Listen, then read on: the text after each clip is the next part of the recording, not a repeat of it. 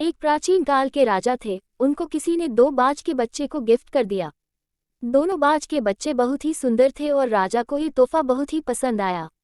जिस आदमी ने राजा को ये तोहफा दिया था, उस आदमी को राजा ने कुछ अनमोल सोने का सिक्का दिया और कहा, तुम जाओ अब।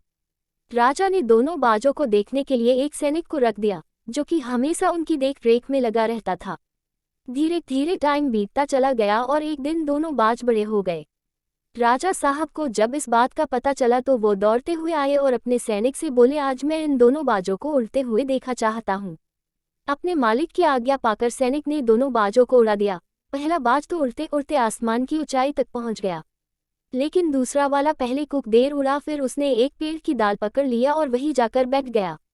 उसकी यह हरकत देख राजा बहुत ही उदास हो गया और बोला, ऐसा क्यों हो रहा है कि दूसरा बाज नहीं उड़ रहा है।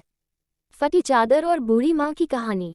अपने मालिक की यह बात सुनकर उस सैनिक ने बोला, राजा जी यह बात तो मुझको भी नहीं पता है।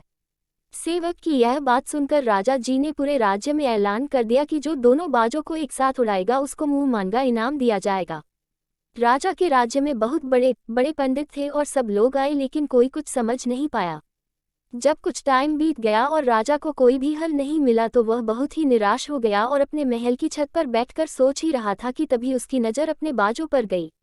यह क्या, दोनों बाज एक साथ उड़ रहे थे और यह सब देख राजा की खुशी का ठिकाना नहीं रहा। राजा ने तुरंत आदेश दिया कि जिसने भी यह काम किया है उसको तुरंत बुलाया जाए।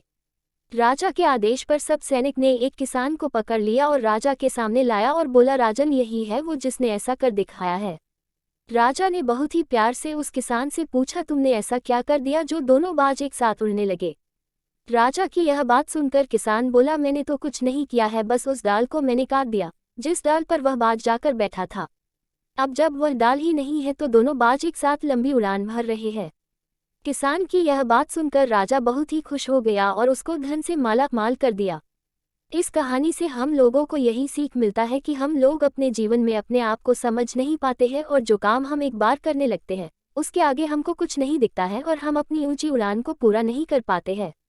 आज जरूरत है कि हम उस डाल को काट दें जो हमारे रास्ते में रुकावट हो। कहानी को जरूर शेयर करें।